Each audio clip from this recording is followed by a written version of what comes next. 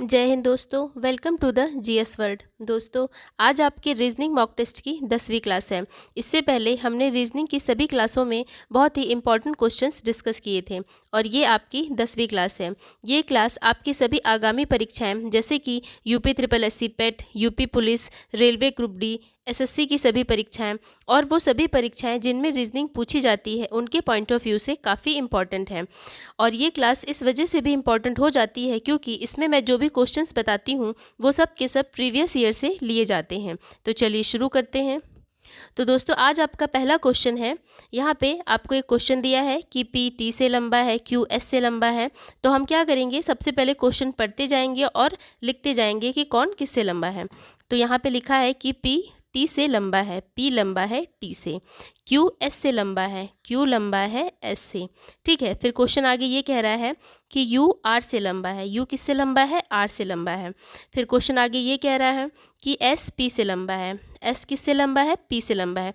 तो अब यहाँ पे देखिए कि एस पी से लंबा है, यानी कि यहाँ पर आ जाएगा एस और यहाँ पे आएगा क्यू। ठीक है, उसके बाद क्वेश्चन आगे ये कह रहा है कि टी यू से लंबा है, टी किससे लंबा है, यू से।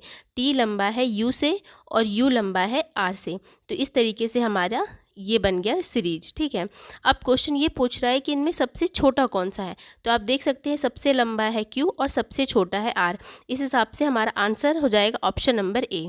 चलिए आगे बढ़ते हैं। अब हमारा अगला क्वेश्चन है स्टेटमेंट और कंक्लूजन वाला क्वेश्चन है। इसमें क्वेश्चन ये कह रहा है कि चंचल लीला से सुंदर है। हम यहाँ पे लिख लेते हैं, ये है चंचल। चंचल किससे सुंदर है, लीला से सुंदर है। ठीक है, फिर क्वेश्चन आगे ये कह रहा है लेकिन भूमि जितनी सुंदर नहीं है, यानी कि सबसे सुंदर है भूमि। मैं यहाँ पे लिख लेती हूँ अलग से, ये है भूमि, यहाँ पर है चंचल और ये है लीला। तो अकॉर्डिंग टू स्टेटमेंट चंचल लीला से सुंदर है लेकिन भूमि जितनी सुंदर नहीं, यानी कि चंचल से भी सुंदर कौन है, भूमि। ये हमारा स्टेटमेंट बनकर तैयार हो गया। अब हम कंक्लूजन के हिसाब से देखेंगे कि कौन सा सही होगा। तो पहला कंक्लूजन ये कह रहा है कि लीला चंचल जितनी सुंदर नहीं है। लीला चंचल जितनी सुंदर नहीं, मतलब लीला चंचल से कम सुंदर है। पहला स्टेटमेंट तो सही हो गया। दूसरा स्टेटमेंट ये कह रहा है कि लीला भूमि से अधिक सुंदर है। देखिए, लीला जो है भूमि से अधिक सुंदर नहीं है बल्कि भूमि लीला से अधिक सुंदर है। तो ये तो गलत हो गया, ऑप्शन कंक्लूजन 2 गलत हो गया। फिर उसके बाद थर्ड कंक्लूजन है कि भूमि चंचल जितनी सुंदर नहीं है। भूमि चंचल जितनी सुंदर नहीं, ये भी गलत है क्योंकि भूमि चंचल से अधिक सुंदर है। तो थर्ड कंक्लूजन भी गलत हो गया। फोर्थ कंक्लूजन देखते हैं कि चंचल भूमि से अधिक सुंदर है। चंचल भूमि से अधिक सुंदर, ये भी गलत हो गया क्योंकि भूमि चंचल से अधिक सुंदर है, हम उल्टा नहीं जा सकते। इस हिसाब से चारों कंक्लूजन में हमारा पहला कंक्लूजन सही है। इस हिसाब से हमारा आंसर हो जाएगा ऑप्शन नंबर डी। चलिए आगे बढ़ते हैं। अब हमारा अगला क्वेश्चन है, यहाँ पे आपको एक वर्ड दिया गया है, यहाँ एक वर्ड दिया गया है। ठीक है, यहाँ पर 2 वर्ड दिए गए हैं और इन दोनों वर्ड के बीच में एक रिलेशन है। आपको वो रिलेशन पता करना है, फिर वही रिलेशन तीसरे और चौथे वर्ड के बीच में फाइंड करना है। तो सबसे पहले हम इन दोनों के बीच का रिलेशन पता कर लेते हैं। ये देखिए, आप देख सकते हैं कि यहाँ से यहाँ तक जाने के लिए आपको कितना चाहिए, EFG, यानी कि +3 जा रहे हैं। इसी तरीके से यहाँ से यहाँ तक जाएंगे तो GH +2 जा रहे हैं और यहाँ से यहाँ तक जाएंगे तो +1 जा रहे हैं। कहने का मतलब है कि +3 +2 +1 ये सीरीज यहाँ पे चल रही है, यही सीरीज हम यहाँ चलाएंगे। तो अगर हम +3 जाएंगे तो LMNO, यानी कि यहाँ पे O आएगा। आप देख लीजिए O 2 ऑप्शन में है, A और D, यानी कि A और D में से हमारा कोई आंसर होगा। N से हमें कितना जाना है, N से हमें जाना है +2। तो N से क्या होगा, N से होगा NOP, P होगा हमारा। ठीक है, P होगा। अब देखिए हमारा P एक ही ऑप्शन में दिया, ऑप्शन नंबर A। तो यहाँ से हम A को टिक करेंगे और आगे बढ़ेंगे। अब हमारा अगला क्वेश्चन है कि उस विकल्प का चयन करें जिसका चौथे पद के साथ वही संबंध है जो पहले का दूसरे के साथ है। ठीक है, इन दोनों के बीच एक रिलेशन है, वो रिलेशन हमें पता करना है और फिर यहाँ पे जो भी शब्द आएगा उसे बताना है। तो देखिए, जिस प्रकार पृथ्वी सूर्य का चक्कर लगाती है, पृथ्वी क्या करती है, सूर्य का चक्कर लगाती है, उसी तरीके से चंद्रमा किसका चक्कर लगाती है, चंद्रमा लगाती है पृथ्वी का चक्कर। तो सूर्य का चक्कर कौन लगाता है, पृथ्वी, और पृथ्वी का चक्कर कौन लगाता है, चंद्रमा। इस हिसाब से हमारा आंसर हो जाएगा ऑप्शन नंबर डी। आगे बढ़ते हैं। अब हमारा अगला क्वेश्चन है, यहाँ पे आपको 3 स्टेटमेंट दिए हैं, ठीक है। और आपको क्या करना है, 2 स्टेटमेंट पढ़ना है और फिर इस हिसाब से बताना है कि तीसरा स्टेटमेंट दोनों स्टेटमेंट के हिसाब से सही है या गलत है। तो हम पहले एक एक करके सभी स्टेटमेंट पढ़ लेते हैं। पहला स्टेटमेंट है कि केले का मूल्य लीची से अधिक है। मतलब केले का, यहाँ पे हम लिख लेते हैं, केले का जो मूल्य है वो लीची से अधिक है, ठीक है। और फिर दूसरा स्टेटमेंट है केले का मूल्य कीवी से कम है। तो केले का मूल्य कीवी से कम है, यानी कि कीवी का मूल्य लीची और केले दोनों से अधिक है। ये हमारा दोनों स्टेटमेंट बन के तैयार हुआ। क्वेश्चन ये कह रहा है कि आपको दोनों स्टेटमेंट पढ़ना है और कौन सा और ये तीसरा स्टेटमेंट इन दोनों स्टेटमेंट के हिसाब से सही है या गलत है वो बताना है। तो तीसरा स्टेटमेंट ये कह रहा है कि कीवी का मूल्य केले और लीची से अधिक है। कीवी का मूल्य केले से भी अधिक है, लीची से भी अधिक है। तो तीसरा स्टेटमेंट क्या निकल कर आया है कि तीसरा स्टेटमेंट बिल्कुल सत्य है। इस हिसाब से हमारा आंसर हो जाएगा ऑप्शन नंबर सी, ठीक है। अब हमारा अगला क्वेश्चन है कि दी गई आकृति में कौन सी संख्या सभी ज्यामितीय आकृतियों में शामिल है। देखिए यहाँ पे आपको कई सारी आकृतियाँ दी गई हैं। ये रेक्टेंगल है, ये ट्रायंगल है और ये सर्कल है। इस सर्कल में आपका क्वेश्चन ये है कि ऐसी कौन सी ऐसी संख्या है जो इन सभी डायग्राम में, सभी आकृतियों में शामिल है। तो आप देख सकते हैं 6 सिर्फ एक में शामिल है और जो 1 है वो भी ट्रायंगल में शामिल है, लेकिन 5 2 में शामिल है, रेक्टेंगल और ट्रायंगल में। लेकिन यहाँ पे 4 नंबर ऐसा है जो सर्कल में भी, ट्रायंगल में भी, रेक्टेंगल में भी, तीनों में शामिल है। इस हिसाब से हमारा आंसर हो जाएगा ऑप्शन नंबर ए। चलिए आगे बढ़ते हैं। अब हमारा अगला क्वेश्चन है कि एक विशिष्ट कोड भाषा में फ्रेंच को ये लिखा जाता है, हैपन को एक नंबर दिया गया है, ये लिखा जाता है। इसी कोड में जर्मन को क्या लिखा जाएगा।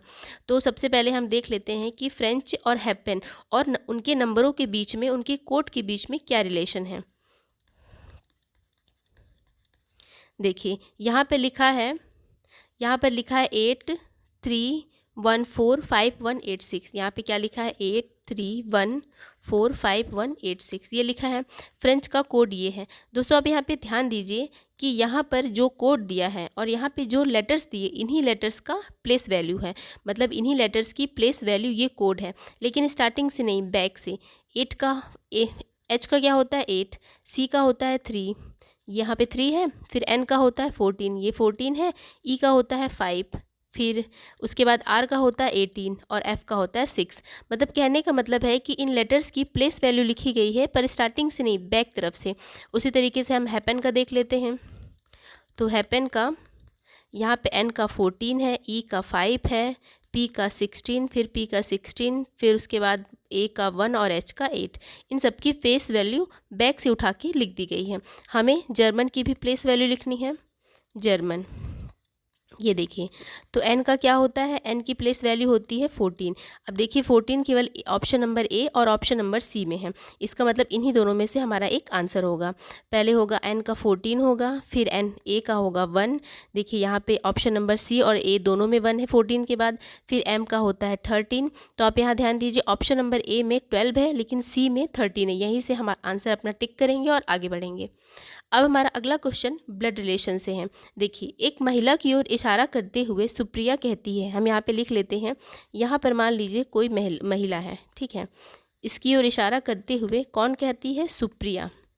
सुप्रिया कहती है कि यह महिला, ठीक है, एक महिला की ओर इशारा करते हुए सुप्रिया कहती है कि यह महिला हमारी दादी यानी सुप्रिया के माता या पिता होंगे, ठीक है, और उनकी माता या उनकी माता होंगी, ठीक है। सुप्रिया की माता या पिता होंगे, उनकी माता होंगी। तो अगर माता हुई तो नानी होंगी यहाँ पर, और अगर पिता हुए तो दादी हुई। तो यहाँ पे आप मान लीजिए दादी या नानी, ठीक है, या फिर यहाँ पे माता होंगे या पिता। तो हमारी दादी की इकलौती संतान की पुत्री है। सुप्रिया क्या कहती है कि एक महिला की इशारा करते हुए कहती है कि यह महिला हमारी दादी की इकलौती संतान की पुत्री है। तो इस हिसाब से देखा जाए तो यह महिला क्या हो गई, सुप्रिया की बहन हो गई। बहन क्यों हो गई कि ये सुप्रिया की माता या पिता है, और दादी की इकलौती संतान की पुत्री यानी कि इसकी पुत्री, ये भी इसकी पुत्री है और ये महिला भी इसकी पुत्री है। तो ये सुप्रिया की क्या हो गई, बहन हो गई, ठीक है, ये सुप्रिया की हो गई बहन। तो हमारा आंसर हो जाएगा ऑप्शन नंबर सी। आगे बढ़ते हैं। अब हमारा क्वेश्चन ये कह रहा है कि एक किसी विशेष कूट भाषा में महाराजा को ये लिखा गया है, उस हिसाब से रेन ड्रॉप को क्या लिखा जाएगा, रेन ड्रॉप को। तो हम यहाँ पर पहले लिख लेते हैं कि महाराजा के और इस कूट भाषा के शब्द के बीच में क्या अंतर है। ये देखिए यहाँ पे लिखा मैंने महाराजा और यहाँ पे लिखा है ZNUNENWN। ठीक है, ये महाराजा एक शब्द हो गया और यहाँ पे कूट भाषा में इसे ये चेंज किया गया है। तो उस हिसाब से हमें सबसे पहले इनके बीच का रिलेशन बताना है, फिर हम अपना आंसर फाइंड करेंगे। तो आप देख सकते हैं हम M से Z जाएंगे तो हमें +13 करना पड़ेगा। इसी हिसाब से A से Z जाएंगे तब भी हमें 13 प्लस करना पड़ेगा। फिर H से U जाएंगे तब भी 13 करना पड़ेगा। और फिर इसी तरह से हम जैसे जैसे आगे बढ़ेंगे A से N तो 13 आएगा, R से E तब भी 13 प्लस करना पड़ेगा, A से N तब भी 13, J से W तब भी 13 प्लस करना पड़ेगा, A से N भी 13 प्लस करना पड़ेगा। यानी यहाँ पे +13 की सीरीज चल रही है, तो हमें अपने इस वर्ड में भी 13 प्लस करना है। NDROP, इसमें हम 13 प्लस करते हुए चलेंगे तो हमारा आंसर आ जाएगा। तो हम R से 13 प्लस करेंगे तो E आएगा, A से करेंगे तो N आएगा, I से करेंगे तो V आएगा, फिर N से करेंगे तो A आएगा, फिर उसके बाद P से करें, फिर उसके बाद N से करेंगे। देखिए R से किए तो E आया, A से किए तो N आया, I से किए तो V आया, फिर N से किए तो A आया, फिर P से करेंगे तो Q आएगा। ठीक है, अब आप यहाँ से अपना आंसर चेक कर लीजिए। देखिए ENVAQ आपको किस ऑप्शन में दिख रहे हैं, तो सिर्फ आपको ऑप्शन नंबर B में ये दिख रहा है। ठीक है, ऑप्शन नंबर B में सिर्फ इतना दिख रहा है, तो इसके आगे चेक करने की ज़रूरत ही नहीं है, यही आपका आंसर होगा। इतना करके आप आगे बढ़ जाएंगे। अब हमारा आखिरी क्वेश्चन है कि ये क्यूब डाइस वाला क्वेश्चन है। दी गई आकृति में एक घन की 4 अलग अलग स्थितियां हैं, इनको दर्शाया गया है। निम्नलिखित में कौन सा रंग उस फलक के विपरीत फलक पर होगा जिस पर ब्लैक है, मतलब ब्लैक के अपोजिट कौन सा कलर होगा, आपको ये बताना है। तो सबसे पहले आप चारों फलक को देख लीजिए। आप यहाँ पे ध्यान दीजिए कि 1 और 3 ये दो पहला फलक और तीसरा फलक, इन दोनों फलक में 2 स्थितियाँ समान हैं।